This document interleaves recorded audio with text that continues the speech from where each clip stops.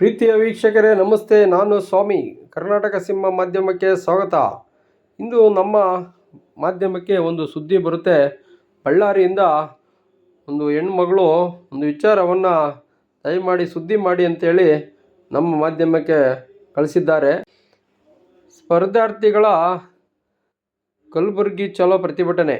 ಪ್ರತಿ ವರ್ಷ ಪದವಿ ಮುಗಿಸಿದ ಬಿಸಿ ರಕ್ತದ ವಿದ್ಯಾರ್ಥಿಗಳು ಸರ್ಕಾರಿ ನೌಕರಿಯ ಕನಸನ್ನು ಹೊತ್ತು ಸ್ಪರ್ಧಾತ್ಮಕ ಪರೀಕ್ಷೆಗೆ ತಯಾರಿಯನ್ನು ನಡೆಸಲು ಧುಮುಕುತ್ತಾರೆ.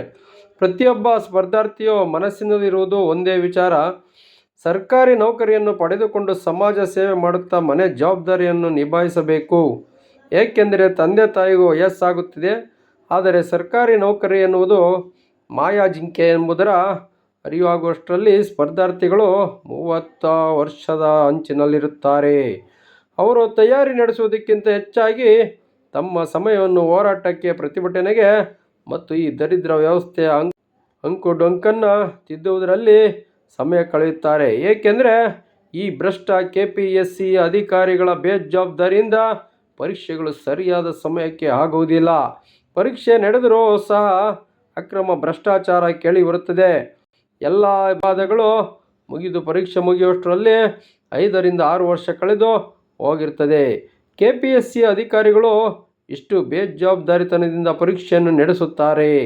ಇವರಿಗೊಂದು ಪ್ರಶ್ನೆ: ಸ್ಪರ್ಧಾರ್ಥಿಗಳಾಗಿರುವಾಗ ಇಷ್ಟೇ ಬೇಜವಾಬ್ದಾರಿತನದಿಂದ ಪರೀಕ್ಷೆಯನ್ನು ನಡೆಸಿದ್ದರೆ ಇವತ್ತು ಈ ಸ್ಥಾನಕ್ಕೆ ಇವರು ಬರಲು ಸಾಧ್ಯವಾಗುತ್ತಿತ್ತೆ.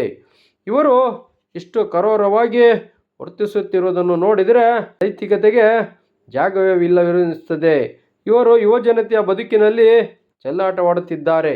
ಈ ಎಲ್ಲ ಘಟನೆಗಳನ್ನು ನೋಡುತ್ತಿದ್ದರೆ ಅಜಿತ್ ಹನುಮಕ್ಕನವರು ಹೇಳಿದ ಮಾತು ನೆನಪಾಗುತ್ತದೆ: ಸರ್ಕಾರಿ ನೌಕರಿ ಆತ್ಮಹತ್ಯೆಗೆ ಸಮ ಎನ್ನುವುದು 100ಕ್ಕೆ 100ರಷ್ಟು ಸತ್ಯವಾಗಿದೆ. ಎಷ್ಟೋ ಜನ ಅಭ್ಯರ್ಥಿಗಳು ಈ ಒತ್ತಡವನ್ನು ತಡೆಯಲಾರದೆ ಮತ್ತು ಸಾಮಾಜಿಕ ಪ್ರಶ್ನೆಗಳನ್ನು ಎದುರಿಸಲಾಗದೆ ತಮ್ಮ ಪ್ರಾಣವನ್ನು ತಾವೇ ಅಂತ್ಯಗೊಳಿಸಿಕೊಂಡಿದ್ದಾರೆ.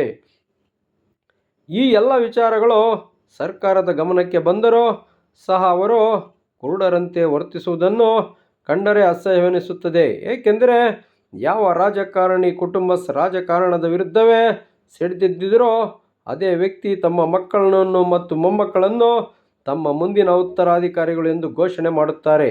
ಅವರಿಗೆ ಬಡಜನರ ಮತ ಮಾತ್ರ ಬೇಕು. ಬಡ ಜನರ ಮಕ್ಕಳ ಕಷ್ಟಗಳು ಬೇಡವೇ ಬೇಡ. ಕೆಲ TV ಮಾಧ್ಯಮಗಳು ವೈಯಕ್ತಿಕ ವಿಚ್ಛೇದನಗಳನ್ನು ದಿನಗಟ್ಟಲೆ ಪ್ರಚಾರ ಮಾಡುತ್ತಾರೆ.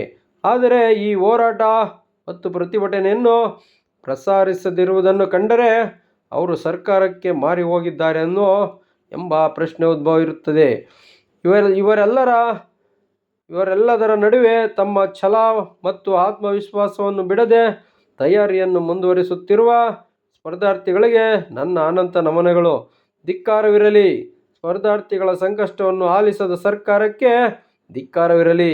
ಸ್ಪರ್ಧಾರ್ಥಿಗಳ ಕನಸನ್ನು ನುಚ್ಚುನೂರು ಮಾಡಿದ ಸಂಸ್ಥೆಗೆ ಬಿ ಸಂಗೀತ BSc ಫೈನಲ್ ಇಯರ್ ಅವರಿಗೆ ನಮ್ಮ ಮಾಧ್ಯಮದಿಂದ ತುಂಬ ಹೃದಯದ ಧನ್ಯವಾದಗಳನ್ನ ಹೇಳ್ತಾ ಈ ಎಪಿಸೋಡ್ನ ಮುಗಿಸ್ತಾ ಇದ್ದೀವಿ.